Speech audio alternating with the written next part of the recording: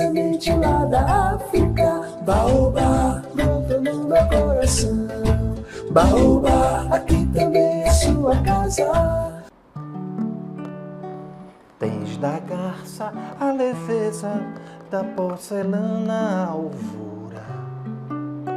Foi pra ver tua beleza que te esperei com ternura.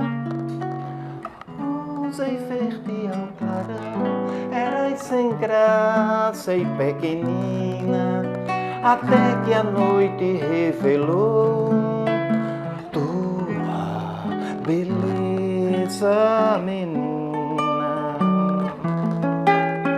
Vieste da escuridão, vestindo campraia fina, com babados festonados, trabalhos de hábil mão.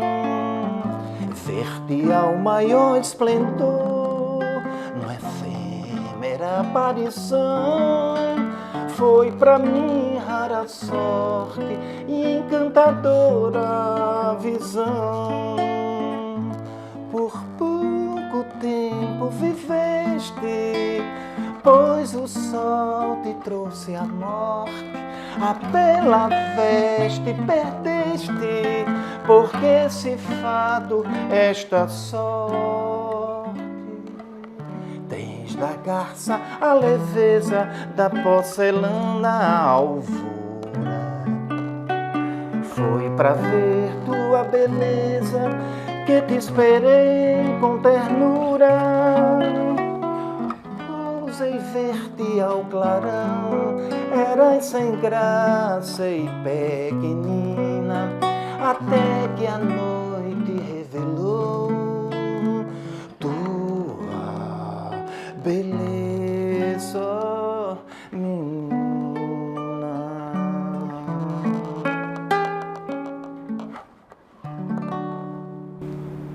Meu amigo, minha amiga, vocês podem, ou dificilmente vocês podem calcular a emoção para receber aqui no programa Baobá Cultural João Salinas.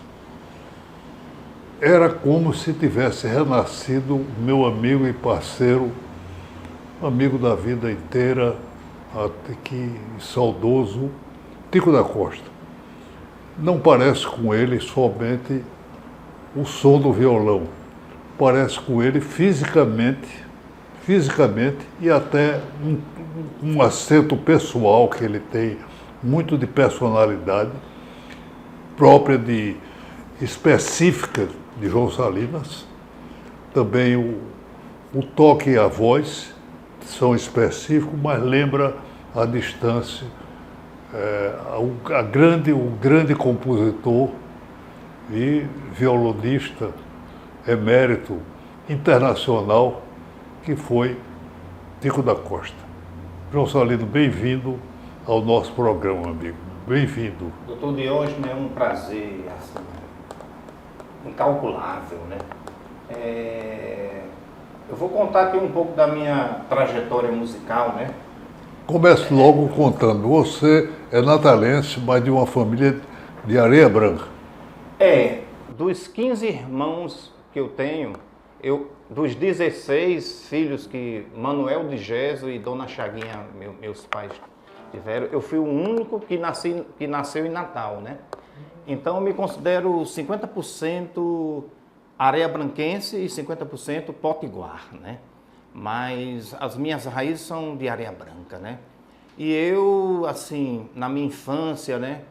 Lá em casa, arrodeados de instrumentos musicais, a cada canto da casa tinha um instrumento chamando para que a gente fosse, pegasse o violão chamava a gente, né? Aí era cavaquinho, violão, bandolim, era pandeiro, enfim. E eu cresci assim, ainda na infância, vendo os meus irmãos mais velhos tocar, né? E ali foi uma escola assim, foi a melhor escola, né? Porque que irmão mais velho que tocava com? Era Pedro Paulo da Costa. Pedro Paulo. Aí tinha Antônio José da Costa E a minha referência, assim, de influência, assim, de fornecer o que era música, foi Paulo Neto. Raimundo Paula da Costa Neto. Que maravilha. Aí uma curiosidade. A minha relação com Tico, musicalmente, só foi acontecer assim quando eu tinha 12 anos. Porque quando eu nasci, Tico já tinha ido para a Itália, né? Aí foi morar em Roma e... Capa de revistas. Capa de europeias. revista. E o que é que eu recebia de Tico? O que é que ele mandava, né? Aqueles compactos, tocando aquelas músicas antigas dele, lindas, orquestradas, com a orquestra italiana. Aí, até então, fisicamente, eu não conhecia Tico assim, pessoalmente, né? Conhecia os meus irmãos, que era a minha influência direta musical. Mas eu fui criando, assim, uma admiração incrível, como eu tinha um ouvido muito aguçado desde criança, né? Aí eu já comecei a assimilar o que Tico criava, aquelas canções antigas, né? Na aurora as crianças brincam, os homens brigam ao pôr do sol. É tão azul o céu, criança, e tão cinzento o céu de bomba. Ah, como era bom a cor do céu azul, tão límpido que a aurora tingisse fogo de amor. Mas da maneira agora que você está presenciando eu tocar, era assim que eu tocava quando eu tinha 8 anos, 9. Eu já era ousado. Porque, na realidade, doutor Diógenes, hoje em dia, até hoje, para quem quer aprender a tocar violão, tem assim uma ânsia de querer aprender logo uma música, né? E eu fiz completamente diferente. Foi? Foi. Eu não tinha essa ambição de tocar aquela primeira música para mostrar. Eu gostava de pisar nas cordas e ouvir o som que vinha do violão. Então, a minha intenção com o instrumento, a comunicação com o instrumento, era pisar, por exemplo, os acordes básicos que meus irmãos me ensinou, Ré maior, né? E eu não me contentava em ouvir o Ré maior. Aí eu disse, rapaz, se eu tirar esse dedinho aqui, aí já muda a sonoridade, né? Aí eu fui pisando nas cordas e eu sempre fui ousado assim na harmonia e não sabia o nome dos acordes, mas sonoricamente eu reconhecia através da melodia, né? Aí eu fazia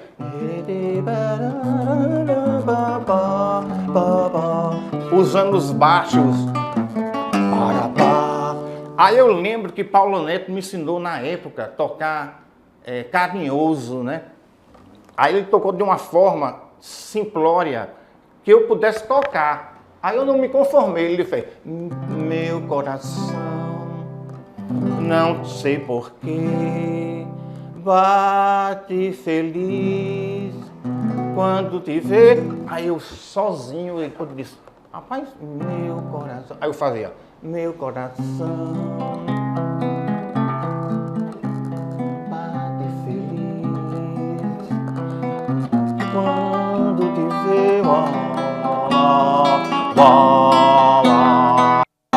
Porque eu ouvi a gravação original e percebia que não era aquela informação que o Paulo Neto me passou, entendeu? Aí, então, A primeira apresentação sua pública, como é que foi?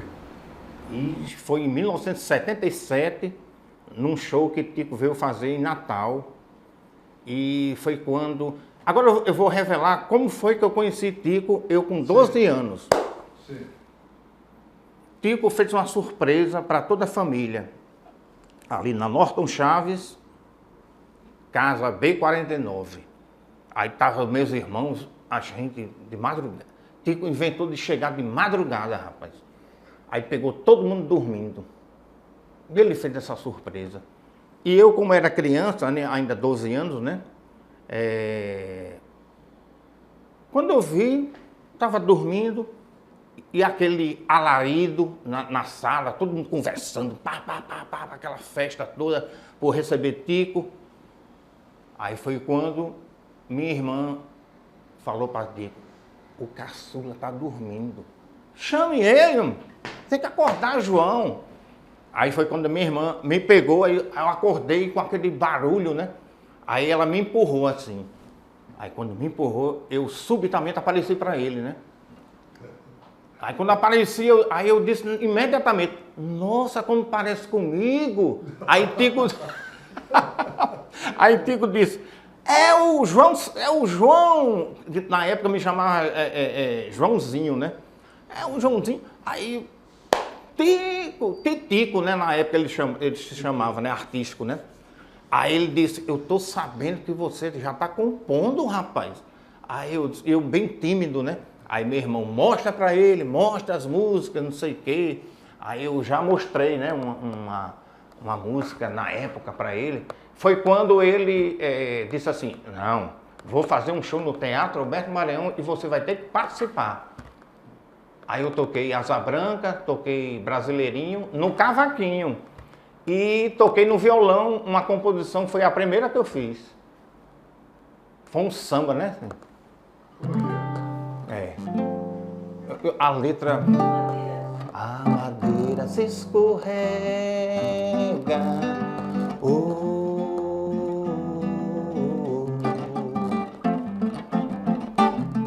a madeira se escorrega, a construção, né? A ventania era tão forte que a construção se partiu.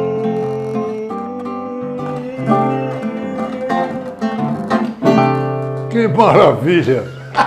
Isso para uma criança de 9 anos, Tico ficou assim abismado. Rapaz, você tem essas ideias já melódicas, né? Aí foi quando... Mas, enfim,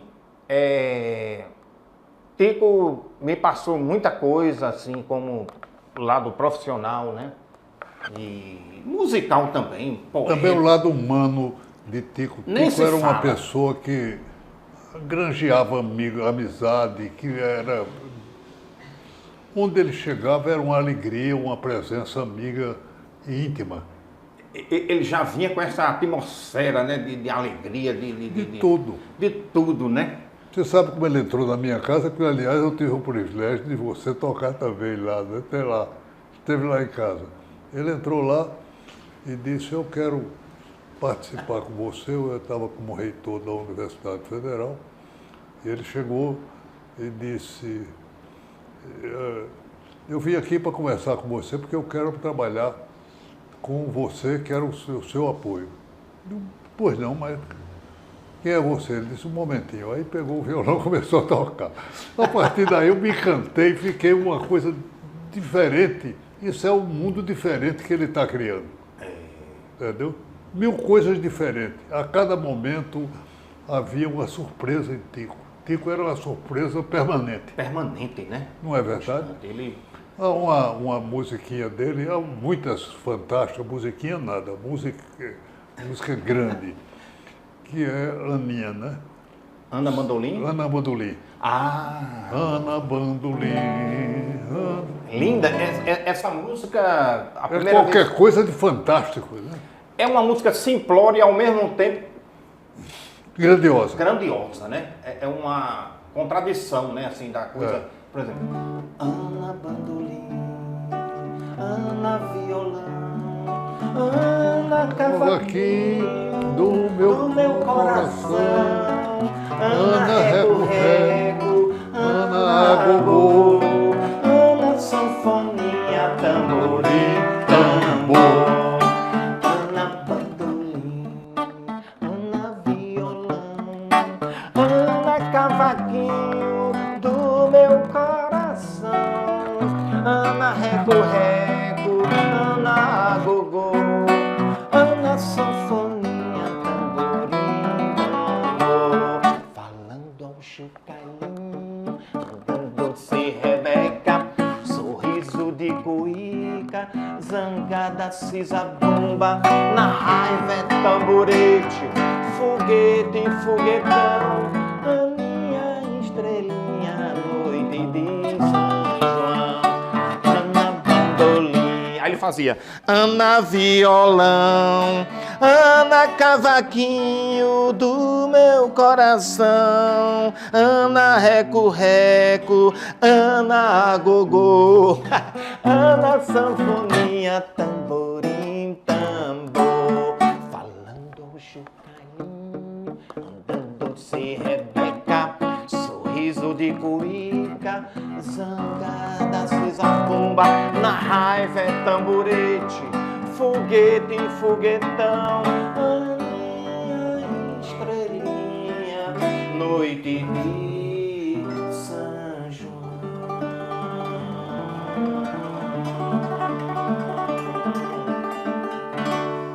Isso é uma maravilha, maravilha. E, inclusive, um detalhe importante. Ele contava graça nos auditórios da Europa e dos Estados Unidos também. E então, uma das coisas que ele inventava é que tinha um tio da Amazônia que nunca tinha... Alguém não ensinou, mas ele viu um violão e começou a tocar. E ele não sabia que era na sua frente, tocava nas costas e conversava. O pessoal delirava com as histórias de Tico. E a cada minuto ele estava inventando coisas. Por exemplo, ele imitava a Marselhesa, a canção francesa, e fazia a marcha da Revolução, que começava com a forma guerreira de fazer. Mas era cheio de coisas dessa natureza. Ele ia desde a coisa guerreira a cantar nas igrejas. Isso. E eu fiz uma ligação dele com Ives Gandra, meu amigo, grande, um do maior dos juristas do Brasil, mas também poeta, e que era cristão e católico e apostólico romano daquele tradicional. E fazia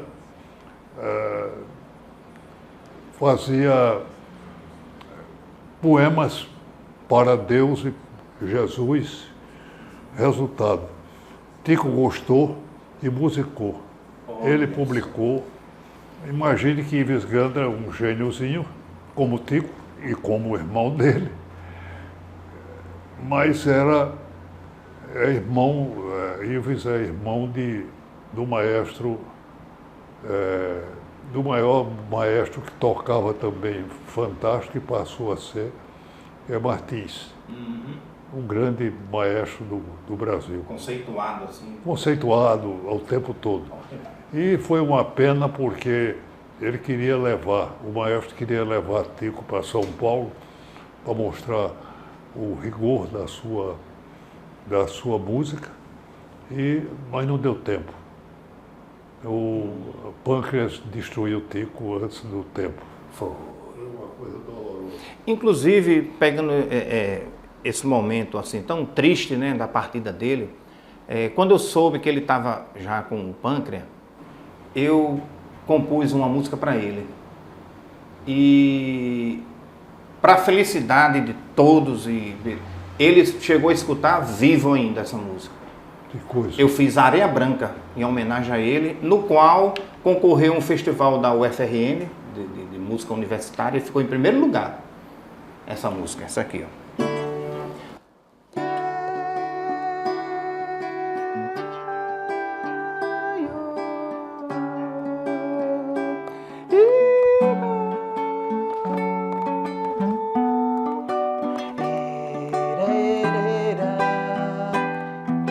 E eu compus desse jeito, lembrando dele.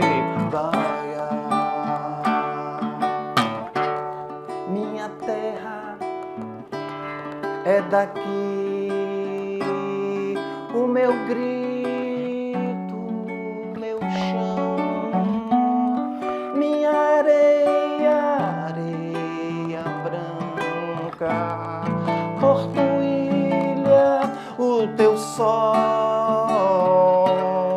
a lembrança essa canção. Minha mãe e meu pai, vem a chuva, molha a terra, arco-íris o teu sol, onde tudo que nasce do mar, a areia cantar e o vento que traz o teu sonho.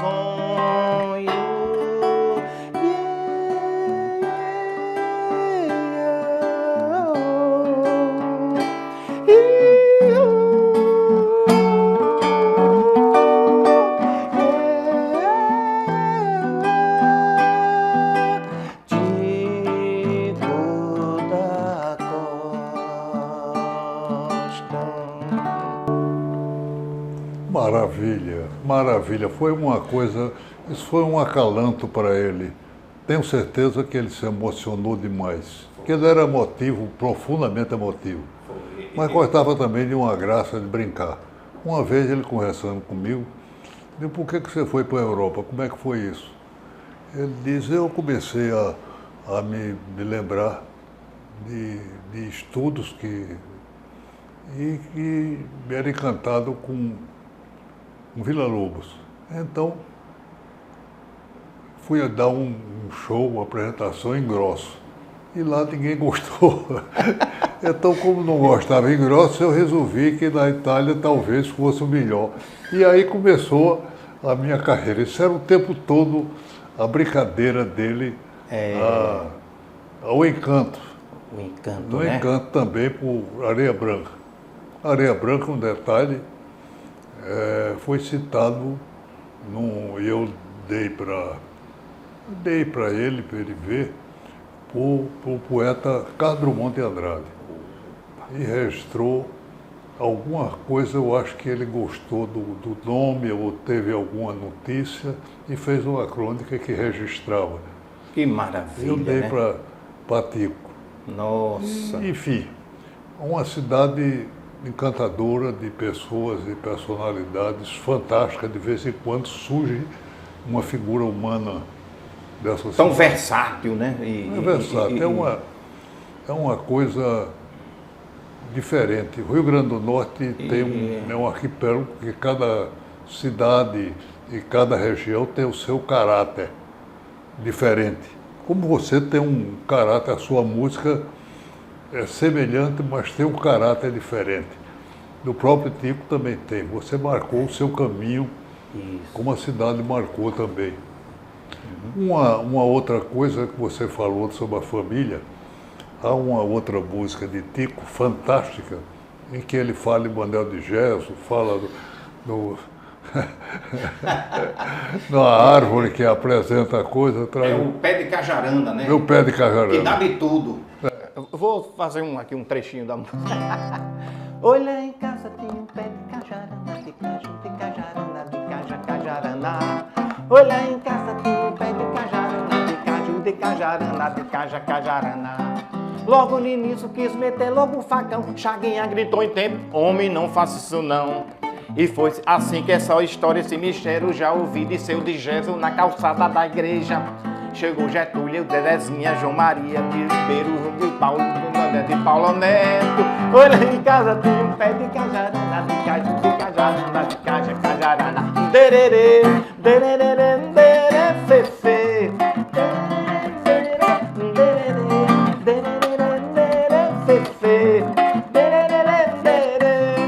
Chegou Getúlio olhando admirado, Dedezinha, João Salinas, Ribeiro desconfiado.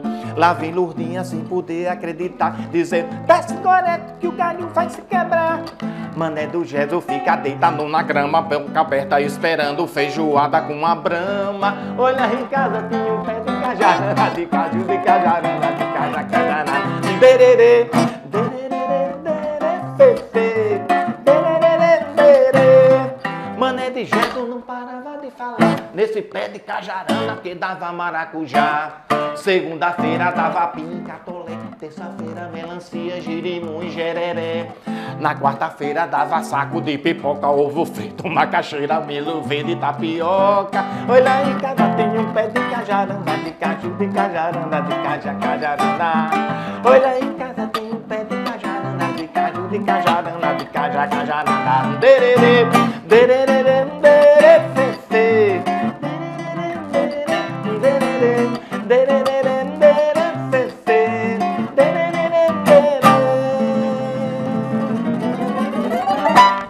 Maravilha, maravilha. Você ganhou vários prêmios ao longo de sua apresentação. Você se apresentou também no Projeto 6 e Meia e também ao lado de grandes artistas que tocaram a sua música. Isso, perfeito. Há uma lembrança aí de algum. Eu comecei assim a aparecer assim para o público mesmo, né? Em 1997, quando eu conheci Manoca Barreto. Em 93, quando ele abriu a Escola de Música Toque, aí ele me chamou para eu ser professor, lecionar violão popular, né? Aí foi quando Manoca conheceu minhas músicas e ficou encantado, né? Porque em 93 eu já estava com uma quantidade de música já composta. E ele disse, João, você tem que colocar essas músicas aí para o pessoal escutar e tal. Aí foi quando ele apareceu o festival em 1997, do Projeto 6, ou do Festival do SESI. Aí foi quando eu concorri, fiquei em segundo lugar. E desse festival foi maravilhoso. E lá eu conheci tanto um leque assim de artistas potiguares que eu não conhecia pessoalmente, né? E instrumentistas. Para mim foi muito importante essa fase de festivais, que eu galguei assim prêmios e até hoje eu conheço tanta gente assim que me admira, né? Porque eu não quero sucesso, eu quero prestígio. Muito bom. Porque muito... o prestígio, né? Você ser reconhecido como instrumentista, como compositor, essa coisa, né? Sucesso Você tocou cavaquinho. O cavaquinho é bem diferente do violão, não é? Cavaquinho é outra realidade, né? Um instrumento outra... assim... que o violão tem mais recursos, né? O cavaquinho é como se fosse um cavaquinho complexado, né? Em relação ao violão. Mas o cavaquinho eu usei muito assim mais para solos, né? E teve uma época que para descobrir a questão dos solos, eu era tão assim ousado no sentido de querer descobrir que eu tocava com cotovelo, sabe? Uma fase assim que eu tocava.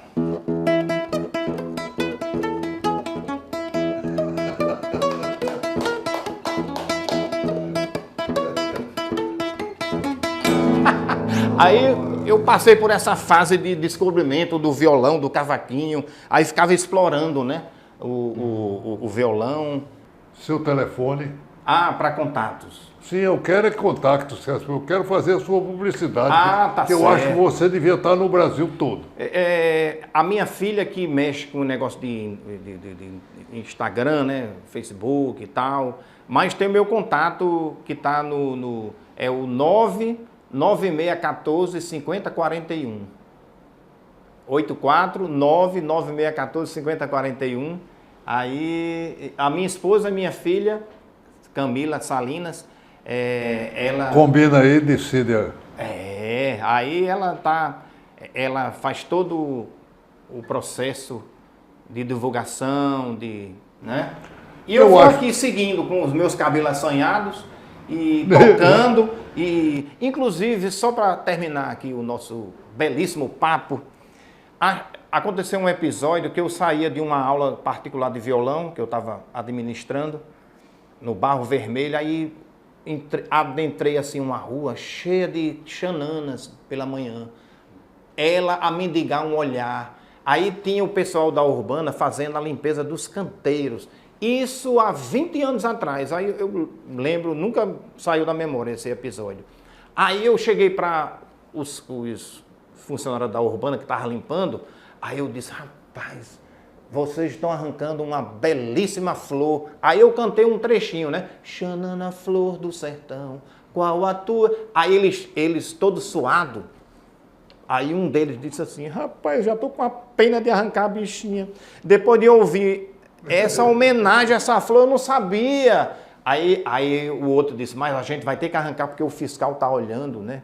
Aí aconteceu, porque muita gente desconhece, né?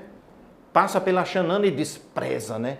E não tem a sensibilidade que teve Diógenes da Cunha Lima de enxergar como a gente deve enxergar a natureza, né? Não é só passar por uma rua, é visualizar. Por isso que o artista, quem compõe, tem que ter essa sensibilidade de ver uma Xanana e homenageá-la, né? Olha, nós temos que repetir a música e a presença de João Salinas, que é um talento fora do comum, que enobrece esse estado com a sua música, a Natal, a Areia Branca, ao mundo inteiro, porque é muito boa. Temos que agradecer, agora tem que conseguir dele que ele possa voltar ao nosso programa.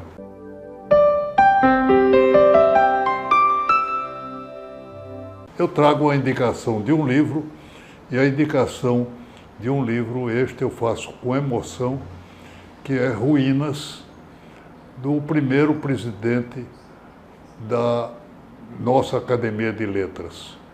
Acho que é uma coisa bonita, foi um trabalho de Anderson e Mangabeira, que publicaram aqui.